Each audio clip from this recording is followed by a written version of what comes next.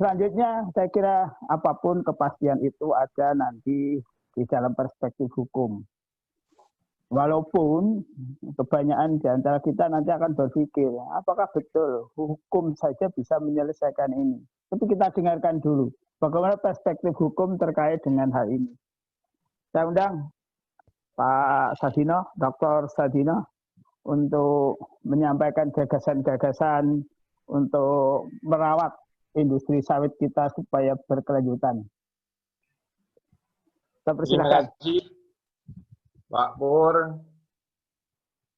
Pak Wamen, Pak Darsono, dan Bapak Ibu sekalian.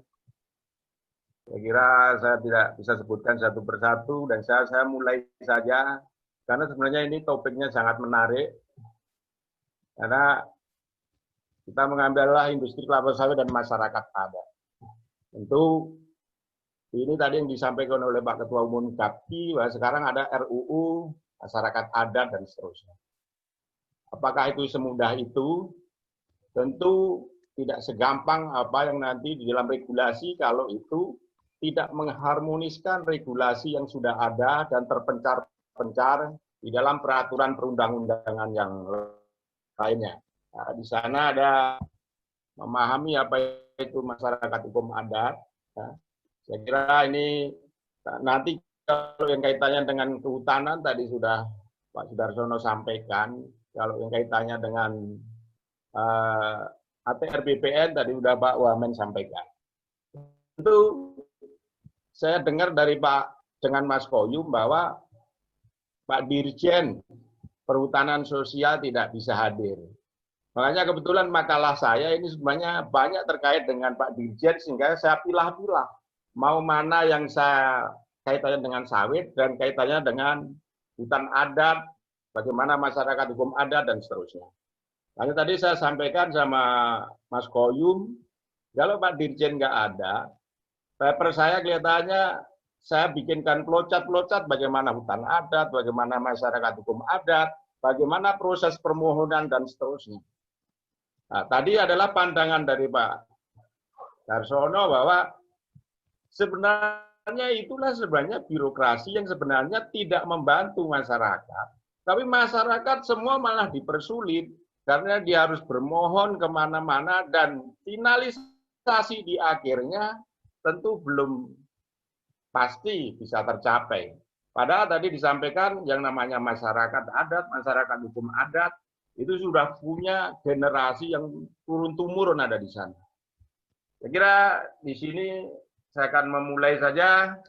Di sini adalah masyarakat adat, ya, masyarakat hukum adat adalah sekelompok masyarakat dan seterusnya. Saya kira tidak saya sampaikan. Ini adalah dalam pengertiannya saja. Terus berikutnya halaman 2. Halo Mas Koyum. Ya Pak.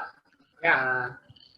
Jadi kita sampaikan tadi bahwa apakah perlu RUU masyarakat adat itu dihidupkan kembali? Karena sebenarnya regulasi kita ini sudah mengatur secara regulasi di semua hampir undang-undang, kaitannya dengan kehutanan, kaitannya dengan lingkungan hidup, ya, bahkan di undang-undang UPA juga mengatur di sana. Terus juga ada undang-undang 32 dan ada putusan Mahkamah Konstitusi dan juga ada undang-undang tentang desa. Sebenarnya di dalam kontekstualnya tersebut, ini sebenarnya tinggal memerlukan bagaimana ada peraturan pemerintah untuk mengharmoniskan regulasi yang ada ini. Tapi sampai sekarang masih tidak harmonis sehingga terpencar-pencar di beberapa kementerian.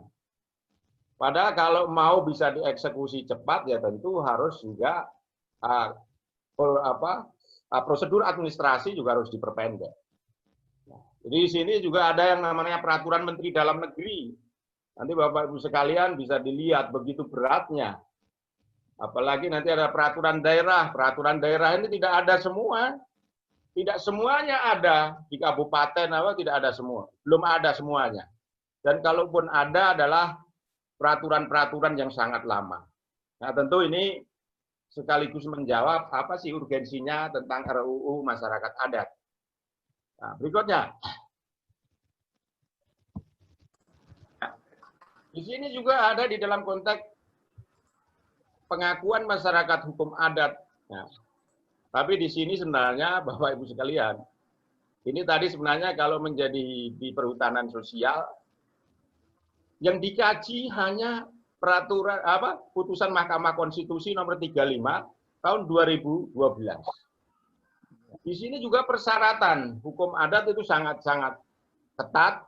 Di situ adalah eksistensinya masih hidup, sesuai perkembangan masyarakat, sesuai prinsip Negara Kesatuan Republik Indonesia. Jadi jelas ada pengaturan berdasarkan undang-undang. Ya.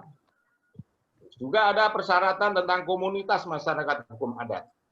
Yaitu adalah satu adalah secara turun-menurun, bermukim di wilayah geografis tertentu, ya, karena adanya ikatan pada asal usul leluhur. Tiga adalah adanya hubungan yang kuat dengan lingkungan hidup. Yang keempat adalah adanya sistem nilai yang menentukan pranata ekonomi, sosial, dan hukum. Jadi saya katakan prasyarat ini hampir semua regulasi. Ini adalah sangat berat dalam konteks apa yang disampaikan Pak Darsono tadi. Berikutnya. Bagaimana proses pengakuan terhadap masyarakat hukum adat yang diatur dalam Peraturan Menteri Dalam Negeri di sini? Jadi Bapak Ibu sekalian, prosesnya adalah sangat panjang juga. Jadi gimana pembentukan panitia masyarakat hukum adat adalah ada sekda.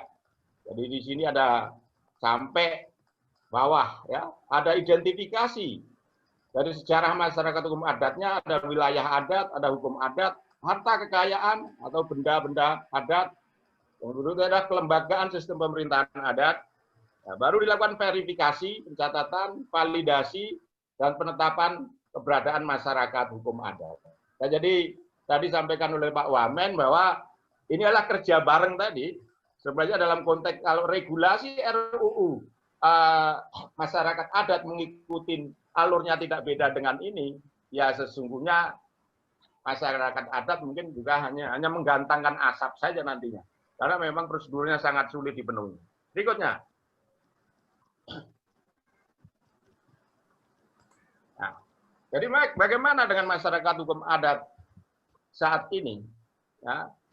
Jadi bagaimana inventarisasi masyarakat hukum adat yang tidak optimal juga, database masyarakat hukum adat yang belum terkelola dengan baik, dan dia kurang informasi masyarakat adat terkait komitmen pemerintah daerah, misalnya perda dan produk hukum lainnya terkait masyarakat hukum adat. Potensi konflik tenurial hutan adat itu ada 14.517.000, ya, sekian. Ini dari KLHK ini. Terus juga klaim masyarakat hukum adat dari BRWA tahun 2017 ada 9,2 juta hektar wilayah adat. Jadi dengan melihat data ini, Bapak Ibu sekalian, seperti BRWA juga, ini berarti ada potensi tadi. Nah, ini sebenarnya ada potensi konflik tenurial ada antara masyarakat adat dengan kawasan hutan ada di sini. Ya kalau urusan Pak Chandra sebenarnya karena di luar kawasan hutan, ya sebenarnya konflik tidak banyak. Tetapi kan sekarang penguasanya bukan Pak Chandra sebagai Menteri ATR BPN, tapi penguasanya adalah KLHK. Harusnya kan itu keliru. Orang yang menguasai bumi tanah air itu adalah ATR BPN, yang punya tanah dia kan gitu. Harusnya kan KLHK itu hanya kos itu Pak Chandra itu. Nah, bagaimana kalau hutannya udah nggak ada? Ya sudah, dia bukan yang mengelola, harusnya kan ATR BPN. Tetapi di sini bedanya karena basisnya adalah kawasan hutan. Kawasan hutan 34 juta hektar dikatakan lahan kritis, ya tidak bisa diapa-apakan juga karena adalah rezimnya adalah kawasan hutan. Jadi mungkin bangganya di kita di Indonesia itu membanggakan lahan yang kosong 34 juta hektar daripada ditanam sawit. Nah, ini nanti pertanyaan untuk Bapak Ibu sekalian sepanjang. Berikutnya. Berikutnya Mas Kuyung. Ya. Ya. Bagaimana kaitannya dengan kebun Bapak Ibu sekalian? Ini langsung ke poin saja bahwa di pasal 5 jelas di situ diatur hak ulayat. Diatur juga masyarakat hukum adat. Terus juga diatur tentang lahan perkebunan. Nah, di pasal 12 ayat ayat 1, dalam hal tanah yang diperlukan untuk usaha perkebunan merupakan tanah ulayat masyarakat hukum adat, pelaku usaha perkebunan harus melakukan musyawarah dengan masyarakat hukum adat, pemegang hak ulayat untuk memperoleh persetujuan mengenai penyerahan dan imbalannya. Yang pasal 12 ayat 2, musyawarah dengan masyarakat hukum adat dan seterusnya dimaksud pada dilaksanakan sesuai dengan ketentuan peraturan perundang-undangan. Pasal 13, masyarakat hukum adat sebagaimana dimaksud pada ayat 12 harus ditetapkan sesuai dengan ketentuan peraturan perundang-undangan yang berlaku. Apakah ini bisa dilakukan? Secara praktis, di dalam dunia bisnis perkebunan, sebenarnya masyarakat ada di sana seringkali tidak ditemukan. Makanya ada penguasaan lahan itu adalah perseorangan. Dalam konteks misalnya adalah SKT atas nama A, B, C, D, dan seterusnya. Dan saya katakan, ini perusahaan perkebunan lebih clear daripada perusahaan kehutanan. Karena pada saat meskipun dia asalnya pelepasan, padahal harusnya kalau pelepasan dari tanah negara itu harusnya tanah bebas. Investor tidak menanam atau tinggal land clearing dan seterusnya. Tetapi investor di Indonesia harus menyelesaikan hak pihak ketiga. Dan itu semua mekanisme perusahaan perkebunan sudah melakukan itu.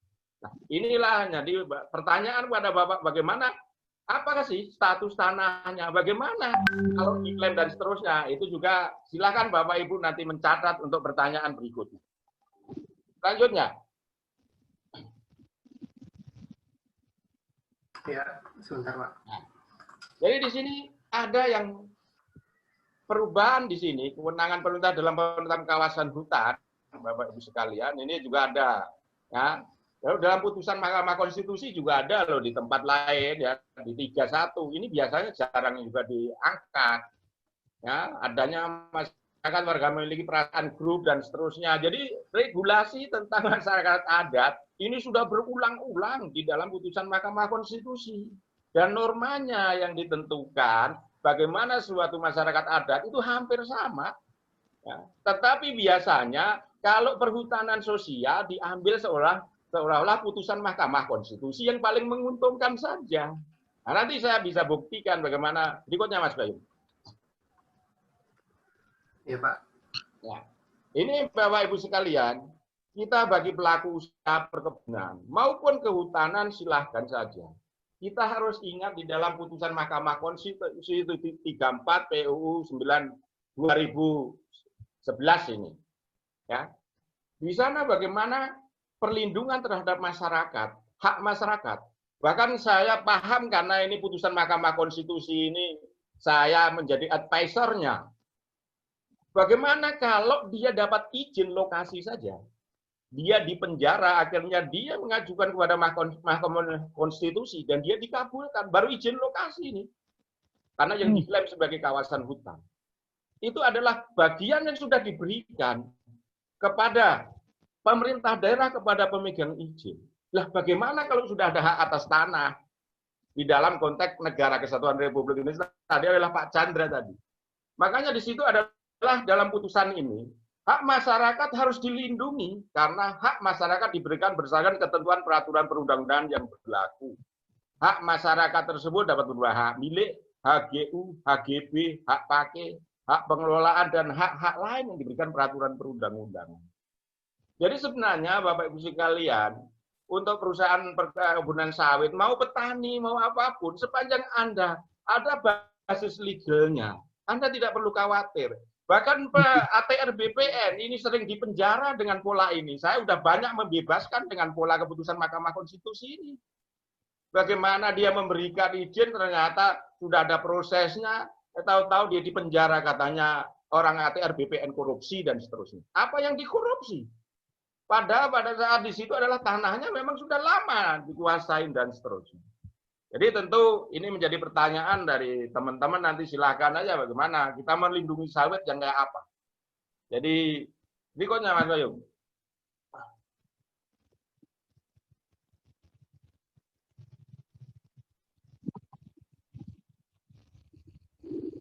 Nah, di sini adalah kita gambarkan daripada bagaimana alur penetapan masyarakat hukum adat, Bapak Ibu sekalian. Kebetulan ini saya ambil dari peraturan Menteri KLHK ini. Jadi prosesnya adalah sangat panjang.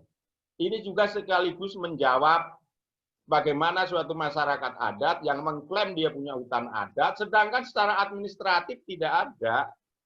Makanya saya beberapa minggu lalu menjadi narasumber tentang hukum adat, masyarakat hukum adat. Saya berpendapat sesuai dengan hukum positif yang ada, dikatakan saya mengada-ada, padahal regulasinya yang sekarang yang hidup adalah ini. Jadi Bapak Ibu sekalian, kenapa ini adalah proses adalah sangat panjang karena produk akhirnya adalah penetapan mengenai masyarakat hukum adat.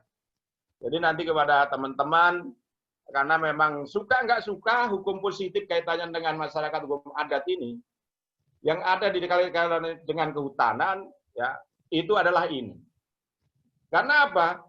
Di sini adalah karena memang kenapa KLHK yang punya peraturan lebih ada daripada mungkin dari kementerian lain.